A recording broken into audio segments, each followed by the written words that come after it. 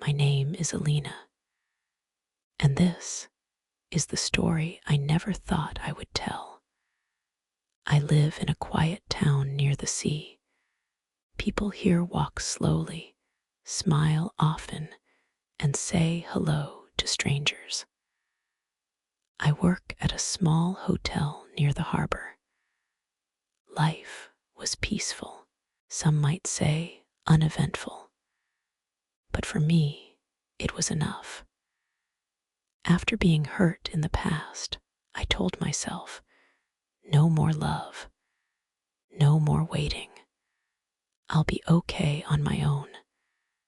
But sometimes, life surprises you when you stop expecting anything. That surprise was a man named Julian. He came to the hotel for a business trip. I remember his eyes first soft, tired, but kind. His voice was gentle, his words slow and calm. When I handed him his key, he smiled in a way that felt different. That night, I didn't think much of it. But the next morning, he came back to the front desk. He asked about the town, the coffee, the sea, and I told him something about the way he listened. It made me feel heard, really heard. Each evening after his work, we talked. Sometimes in the lobby, sometimes near the lighthouse. One night, while walking by the water, he looked at me and said, "Being with you feels like peace."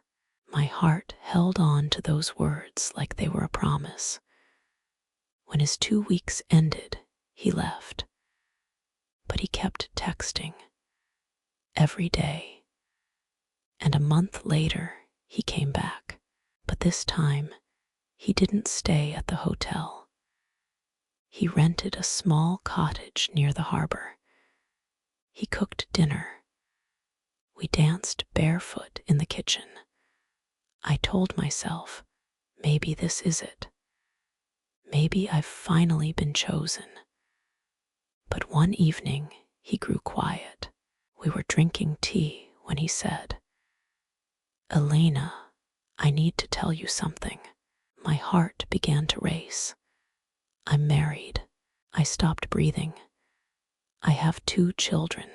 I wanted to scream, or cry, or disappear. But instead, I stood up and walked outside. The ocean was still. My heart was not. He followed me. "I didn't plan this," he said. "I stay with her for the kids, but it's not love anymore." I didn't answer. That night, I couldn't sleep.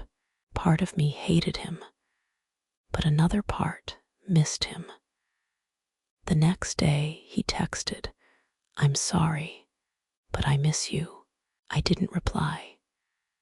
For days, I felt like I was floating with no ground, no answer. But then, I saw him again, and I told him what I felt. "You hid this from me. You made me fall for a secret." He didn't defend himself. He just said, "I care about you." And that's when it began. The waiting, the hoping, the pretending. He came to town once or twice a month. I went to the little house. We cooked, talked, sometimes watched movies. We never went out together. No photos, no plans, only pieces. But in those pieces, I felt loved, and that's what made it harder to let go. Because he remembered what I liked. He held me close. He said soft things in the dark. I kept asking myself, maybe one day he'll choose me. I waited for that day, but it never came. Little by little, I stopped smiling like before. I said no to friends. I waited for messages that came too late or sometimes didn't come at all. My world shrank. My dreams faded. I stopped being Elina and became just the woman who waits. Sometimes I stood by the sea and whispered, "Is this love? Or am I just afraid to be alone?" Then one evening, he came again with flowers, with soft eyes, acting like everything was fine. But I was quiet. "What's wrong?" he asked. And I finally said it. "I'm not living my life anymore. I'm living in your shadow." He looked surprised. I continued, "I wait, I dream, but I'm always second. I want more. I deserve more." He paused, then said, "I love you, Elina."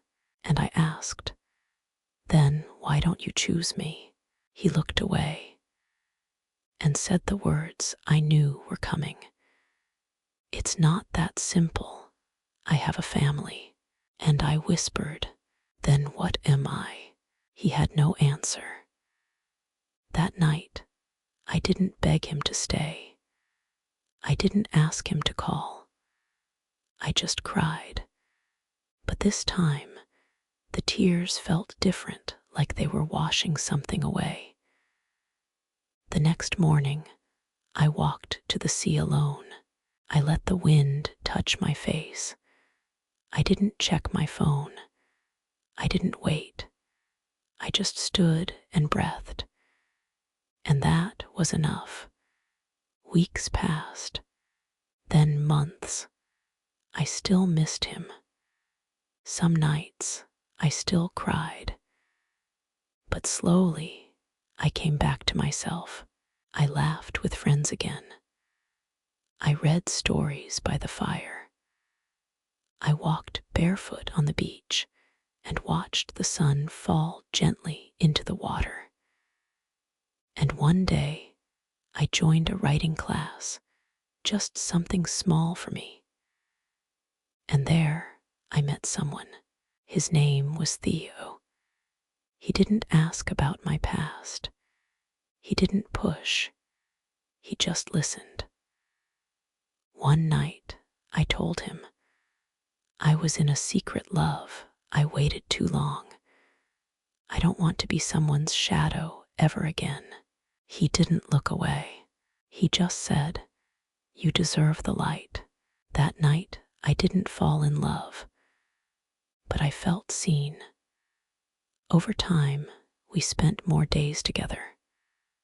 Quiet walks, coffee shops, stories, and soft laughter. He never rushed, never demanded. He simply stayed, and slowly I found myself again.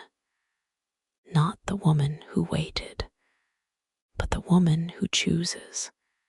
Today, if someone asks me, "Was it worth it?" I say yes, because through the pain, I found clarity. Through silence, I found my voice. And through loving the wrong person, I finally learned to choose